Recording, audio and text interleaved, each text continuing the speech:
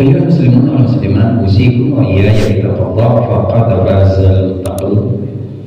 اللهم رب اشرح لي صدري ويسر لي أمري واحلل عقدة من لساني yafqahu qawli. Rabbana zidna ilman nafi'a. Ya Allah, tambahlah ilmu kami yang bermanfaat. Warzuqna fahma. Ya Allah, rezeki kami, mudahkan kami agar kami mudah memahaminya. Amin ya rabbal alamin.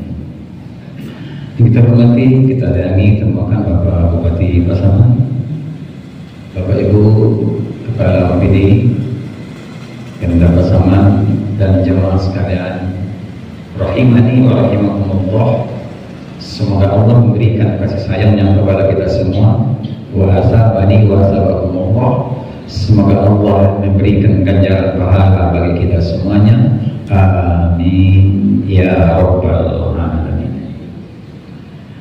Baik sekalian, kita langsung saja karena pujian sholawatan tadi sudah berbahasa Arab itu. Di Indonesia sedikit bilang lagi marilah kita itu 2 kali jadinya, termasuk sholat Jumat, jadi panjang jadinya situ. Kaji kita hari ini adalah fakta tentang riba yang tercantum dalam Al-Quran dan hadis tetapi tidak dipahami umat Islam. Ada fakta tentang riba dicantumkan dalam Al-Quran dan hadis tetapi umat Islam tidak memahaminya, termasuk umat Islam di Pasaman. Bupati dan kita semua, saya setiap Selasa kedua saya diminta Pasaman Islamic Center Masjid untuk menyampaikan materi tentang ekonomi syariah. Dan saya senang. Yang kedua, renungan bagi kita. Ketika saya mempertahankan proposal disertasi saya tentang perbankan syariah Islam di Sumatera Barat, maka Profesor penguji saya mengatakan, kenapa Pasaman tidak menerima perbankan syariah? Tentu Pasaman ini saya umumkan, saya bahasakan umum, karena ketika RUPS Bank Nagari Syariah dikatakan begitu, tentu tidak pantas kalau saya sebut. Saya umumkan kenapa Pasaman tidak menerima konversi syariah Bank Nagari menjadi Nagari Syariah. Karena itu saya katakan, justru saya Pasaman Prof, saya senang karena itu disertasi saya dengan harapan saya sosialisasikan kepada umat Islam. Yang sama yang tertarik kajian itu setiap Selasa gitu. Karena itu agar umat Islam ini mungkin karena ketidaktahuan, karena itu kita beritahu umat Islam di Pasaman tentu melalui pengajian Pemda ini fakta tentang riba yang ada di dalam Al-Quran tetapi umat Islam tidak memahaminya. Bisa karena tidak mau tahu, yang kedua karena memang tidak tahu. Soal tahu ini kan ada 4.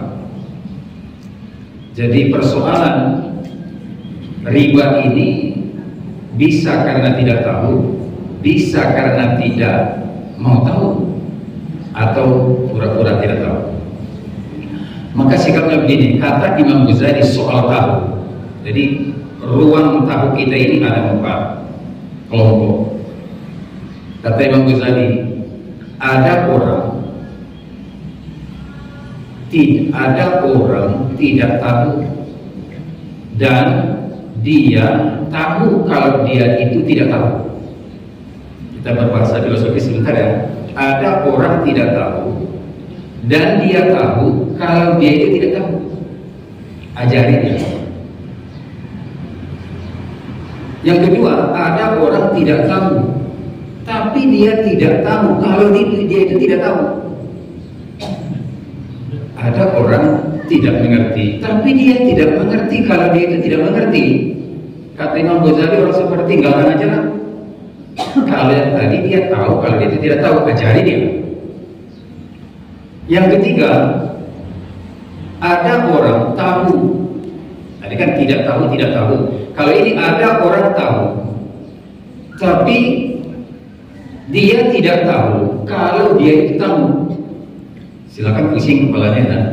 Ada orang tahu, tapi dia tidak tahu kalau dia itu tahu. Ingatkan dia, kalau kamu itu tahu. Yang terakhir, ini yang paling tinggi, ada orang tahu kalau dia itu tahu, ikuti dia. Mudah-mudahan sedikit pusing sarapan pagi kita adalah pusing dalam berfilsafat tahu. Maka kita beritahu umat sekarang, mudah-mudahan posisinya umat masih berhubungan melakukan aktivitas dengan riba karena tidak tahu. Karena itu beritahu dia. Ini sebagai pengantar. Yang kedua sekalian, mohon dijawab, mana lebih bahagia? Bahagia itu kata Rasulullah, as-sa'adatu huna. Kebahagiaan itu di hati. Mana lebih bahagia? Ada orang naik Fortuner baru, sekarang 500 juta, 600 juta. Tetapi mobil Fortuner ini hutang. Jadi naik Fortuner, hutangnya di bank 1 miliar. Dibanding ada orang punya uang 1 miliar, tapi mobilnya mobil Astuti asli 73. Artinya tidak mahal. Kira-kira mana yang paling bahagia? Naik Fortuner, hutang di bank 1 miliar. Yang kedua, ada uang 1 miliar di rumah. Ada uang 1 miliar, mobilnya biasa. Mana lebih bahagia? Yang jauh hati. Kali ini sering beruntung ini. Karena ini sampai akhirat masih beruntung ini, Pak.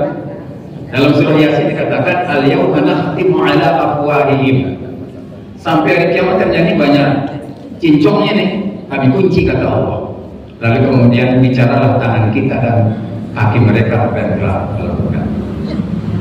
Tuh. Lalu harus berpikirnya adalah kalau orang hutang, kira-kira selamatkah orang berhutang dari riba? Inilah persoalan umat ini. Selamatkah orang kalau berhutang dari riba? Inilah persoalan kehidupan kita. Soal hutang saya sampaikan hadis biar kita tidak berhutang ya. Walaupun baca berhutang juga ya. Tadi manis kayak gini.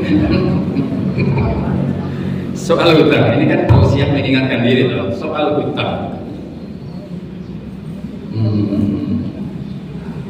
Dalam hadis riwayat Muslim nomor 1886 kata Rasulullah, semua dosa yang mati syahid akan diampuni kecuali hutang.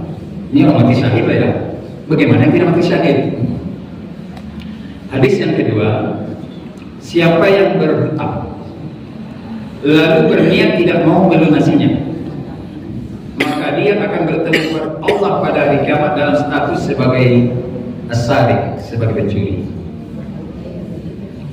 Yang ketiga, barang siapa mati dalam keadaan masih memiliki hutang 1 dinar atau 1 dirham, maka hutang tersebut akan dilunasi dengan kebaikannya di hari kiamat nanti, karena di akhirat tidak ada lagi dinar dan dirham. Jadi hutang di dunia akan dikonversi pahala kita kepada orangnya. Karena itu hidup mewah, hidup gaya mewah banyak hutang, atau hidup gaya sederhana tapi beruang, itu pilihan hidup kita. Baik sekalian, fakta tentang riba yang ada di dalam Al-Quran. Kajian ini mudah-mudahan memberitahu kita, karena implikasi yang sangat dahsyat ketika pribadi muslim-muslimah, ketika masyarakat Islam masih enjoy, masih asik dengan riba.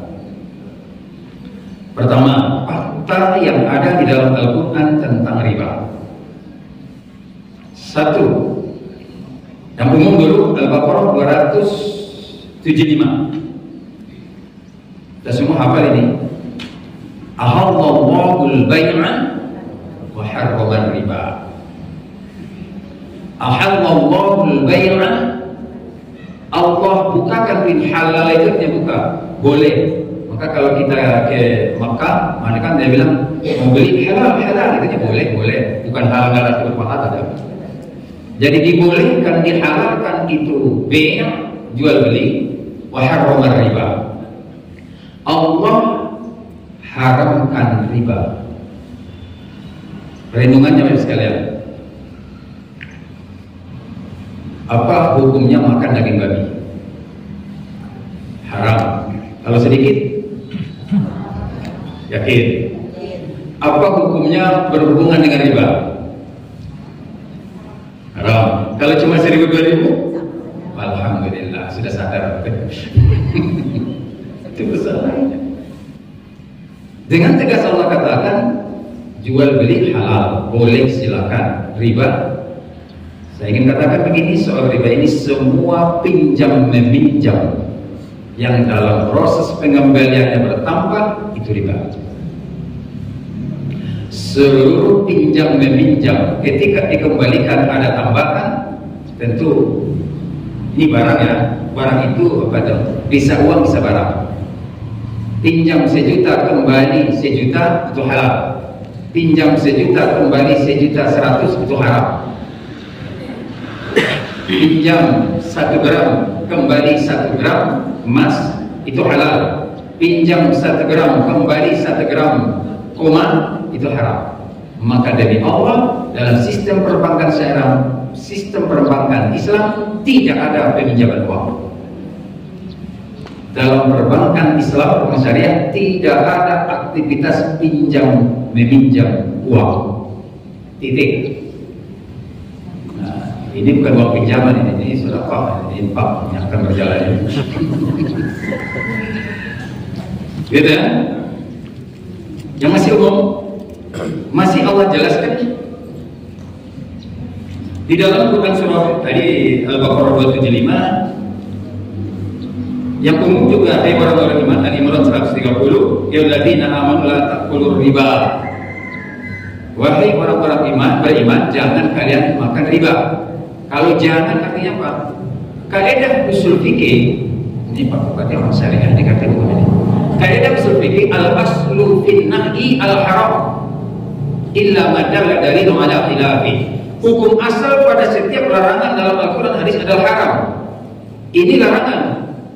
Hai orang beriman, la ta'kulu riba.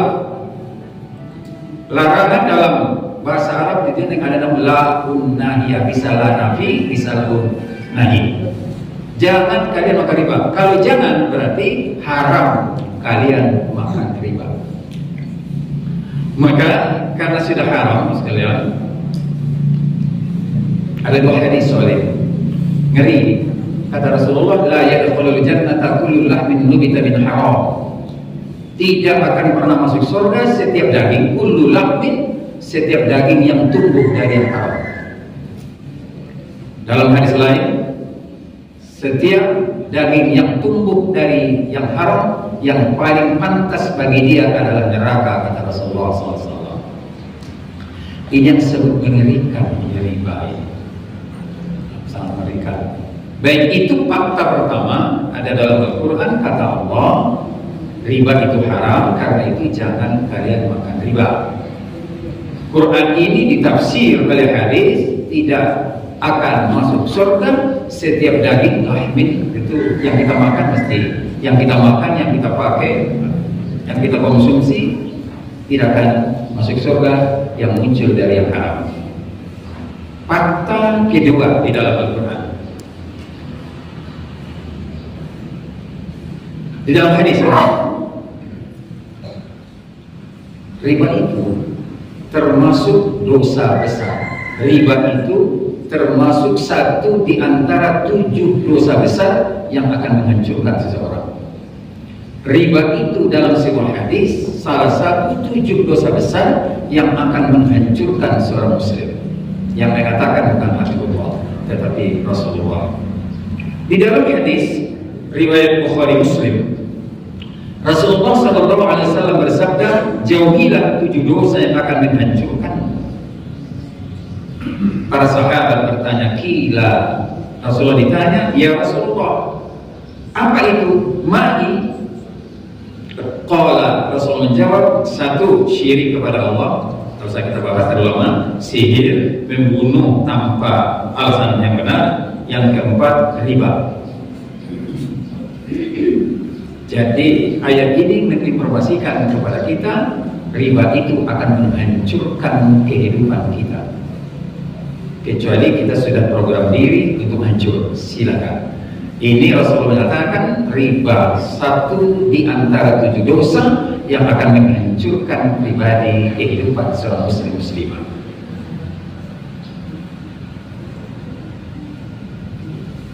Fakta berikutnya yang dijelaskan di dalam Al-Quran dan Hadis.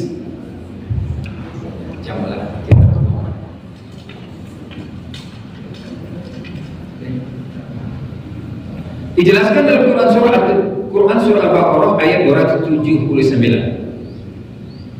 Quote-nya adalah sekalian,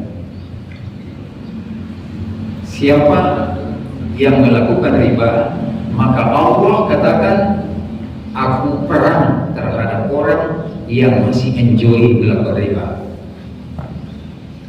Dikatakan seperti ini Al-Baqarah 29, jika kamu tidak meninggalkan transaksi riba, maka ketahuilah, kata Allah, bahwa Allah Rasulnya perang terhadap Allah. Kira-kira siapa yang menang? Allah memerangi kita, Rasulullah memerangi kita. Kira-kira siapa yang menang? Ini kata Allah. Dicek nanti, teman dicek langsung Al-Baqarah 279. Siapa orang yang tidak meninggalkan aktivitas riba, maka Allah dan Rasulnya menyatakan, kata Allah, aku akan memerangi. Maka kasihan umat ini kadang karena ketidaktahuan. Fakta berikutnya di dalam dijelaskan dalam Al-Baqarah 276. Jadi 270 sampai hampir 280 itu sama riba semua itu. Silakan dicek. Al-Baqarah 276 Allah jelaskan bahwa Allah akan memusnahkan riba. Kalau tadi orangnya, kalau ini aktivitas perekonomiannya. Allah katakan Allah memusnahkan riba dan Allah menumbuh kembangkan sedekah. Allah tidak menyukai orang-orang yang tetap dalam kekafiran, dalam gulung riba, dan selalu berbuat dosa. Ada 2 poin. Satu, Allah benci. Kalau sudah dibenci oleh Allah karena aktivitas perekonomian kita, aktivitas hidup kita, kerugian mana lagi yang akan kita terima? Yang kedua, Allah jamin, aku hancurkan setiap bisnis yang berbau-bau riba, dan aku akan tumbuh suburkan kehidupan yang mengandung sedekah. Mengerikan, ini ancaman. Sudah bilang Allah perang, Allah Rasulullah perangi, kata Allah aku hancurkan ekonomi. Maka itulah sebabnya kalau Majelis Ulama Indonesia sangat gencar soal ini agar umat, termasuk bank-bank milik Pemda itu segeralah konversi menuju syariah. Ini Bank Negara kita udah berapa tahun dan jadi syariah ini.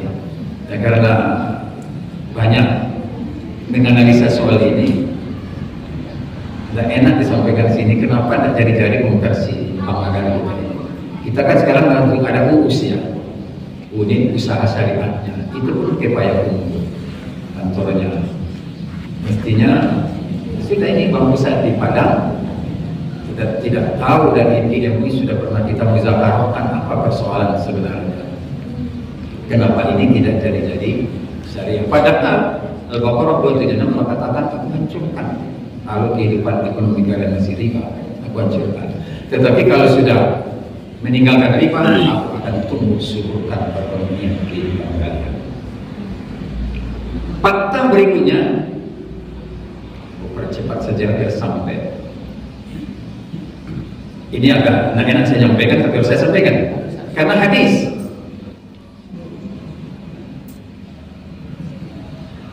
Apa hadisnya? Dalam hadis riwayat Muslim nomor 1598 ada 4 golongan yang disebut pelaku riba.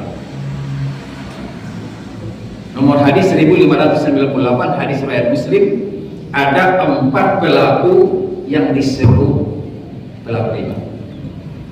Yang disebut pelaku riba, 4 golongan yang termasuk pelaku riba. Secara singkat ini hadis ya. Satu, kata Rasulullah, setiap orang, setiap lembaga yang menawarkan riba, setiap orang, setiap lembaga, setiap instansi, setiap institusi yang menawarkan riba, orang-orang ini pelaku riba. Yang kedua, penyetor riba. Kalau sudah berhubungan dengan instansi riba, pasti ada orang penerima setoran dan ada orang penyetor. Ketiga, al-katib ar-riba, penulis riba, pencatat transaksi riba. Berikutnya, saksi asyahid riba, yang menjadi saksi, orang menjadi saksi adanya aktivitas riba. Kata Rasulullah, dia juga pelaku riba. Mengerikan. Fakta berikutnya dalam hadis riwayat Ibnu Majah, kata Rasulullah SAW, tidak ada seorang pun yang banyak melakukan praktek riba kecuali akhir dari urusannya hartanya akan menjadi sedikit. Artinya apa ini? Muflis, bangkrut. Hadis lainnya, kecuali kita pernah ditemui hadis Rasulullah bohong, silakan. Tapi kita tidak pernah. Sebelum menjadi Rasul pun Rasulullah sudah terkenal dengan Al-Amin, sehingga dipercaya mengangkat kembali Ka'bah karena hujan, karena lebat Ka'bah itu pindah, kemudian diangkat bersama-sama. Yang pertama dipercaya untuk memimpin perpindahan Ka'bah ke tempatnya itu adalah yang dipercaya adalah Muhammad pada waktu itu belum menjadi Rasul, apalagi setelah menjadi Rasul. Kata Rasulullah, tidak ada seorang pun yang banyak melakukan praktek riba kecuali akhir dari urusannya hartanya menjadi sedikit. Begitulah Rasulullah SAW menjelaskannya. Berikutnya sekalian, fakta berikutnya kita sampai tersebut. Oke, saya percepat agar sampai informasi riba ini kepada umat. Tidak enak ini. Hadis riwayat Al-Hakim, Rasulullah SAW dengan riba itu ada 73 pintu. Yang paling ringan dari dosa riba, dari 73 pintu riba, yang paling ringan dosanya itu sama dengan berzina dengan ibu kandung sendiri. Menjijikkan, sangat tidak enak di hati. Berzina itu sendiri dosa. Kata Rasulullah, dosa riba yang paling rendah sama dengan berzina dengan ibu kandung sendiri. Siapa orang berzina dengan ibu sendiri? Orang tidak normal. Jadi pelaku riba sebenarnya orang abnormal. Begitu bahasa kita. Sudah, kita lanjutkan. Hadis berikutnya dikatakan dalam sebuah hadis riwayat Ahmad dan Al-Baihaqi, Rasulullah SAW bersabda, 1 dirham yang dimakan oleh seseorang dari transaksi riba, sedangkan dia tahu itu riba, dosanya lebih besar daripada berzina sebanyak 36 kali. 1 dirham yang dimakan, dikonsumsi dari transaksi riba, tahu dia itu riba, maka sekarang saya beritahu Bapak sekalian, dosanya lebih besar 1 dirham riba itu daripada berzina sebanyak 36 kali. Ini hadis riwayat Ahmad dan Al-Baihaqi. Contohkan, kalau kita pinjam kredit, kalau di bank syariah tidak ada kredit, pembiayaan. Kalau kita pinjam kredit 10 juta, bunga 2% per bulan, maka tiap kita bayar 200.000 per bulan, maka dosa setiap kita membayar 200.000, nilai dosanya berzina 120 kali. Fakta berikutnya, Al-Baqarah 275. fakta dalam Al-Quran Al-Baqarah 275. Kata Allah, orang-orang yang memakan riba tidak dapat berdiri melainkan seperti berdirinya orang kemasukan setan karena hilang. Disimpulkan banyak orang yang bermain-main dengan riba secara sadar tanpa ada illatul hukum, kata Allah itu orang gila. Ini ayatnya Al-Baqarah 275. Kesetanan itu kata Allah. Yang lebih mengerikan adalah bukan yang fakta berikutnya. Dalam hadis riwayat At-Tabrani dan Baihaqi, kata Rasulullah SAW, jangan kamu heran sama orang kaya, jangan takjub terhadap orang kaya yang memperoleh harta dengan cara yang haram. Itu tadi, punya 100 juta tapi pinjam. Kata Rasulullah, jangan karena ketika ada orang memperoleh harta dengan cara yang haram dan riba, jika dia berinfak atau sedekahkan, Allah tidak terima sedekahnya, zakatnya, infaknya. Jika dia mati, kemudian dia tinggalkan harta itu, maka itu akan menjadi kekal, menjadi bekal baginya untuk masuk neraka. Berzakat tidak terima, sedekah tidak terima, sampai meninggal belum bertaubat, ya sudah, kata Rasulullah, itulah bekal masuk neraka. Alhamdulillahi min dzalik. Baik sekalian, terlalu lama. Inilah sebagian fakta di dalam Al-Quran dan Al-Hadis tentang begitu apa dasarnya daya rusak riba ini dalam kehidupan pribadi muslim dan sosial atau komunitas muslim. Mudah-mudahan kita berlindung kepada Allah dari hal-hal yang bersifat riba. Amin. Tapi mohon tausiah ini dipahami secara hikmah, kebijaksanaan dalam permusyawaratan keluarga. Karena dari ceramah saya ini ada kasihan saya jadinya mendengar ini di satu tempat dia langsung berhenti dari bawah. Akhirnya kehidupan ekonomi jadi susah dan tidak bisa kuliah. Kalau sudah terlanjur kata Allah, yang lalu biarlah berlalu, yang sisa selesaikan. Jangan ada lagi kontrak baru, yang sisa selesaikan. Jangan ucuk-ucuk. Ini juga ada viral ini. Akhirnya karena kata ustaz ini yang salah, pokoknya kalian makan riba ke haram. Berhentilah bapak dari semua kehidupannya carut marut, hancur jadinya. Pelan-pelan karena kata Allah, illa ma baqiya min, kecuali yang tersisa yang telah kau lakukan. Tidak langsung frontal kasihan umat. Maka dikatakan ustaz lain, ini yang merusak bapak ini ustaz itu. Kenapa? Tidak jelaskan secara baik sehingga kemudian umat membagi buta, meninggalkan, sementara hidup ini harus terus berjalan. Sekian dan demikian. Maaf atas segala kekurangan dan kehilapan. Kepada Allah Subhanahu wa taala kita memohon hidayah dan inayahnya.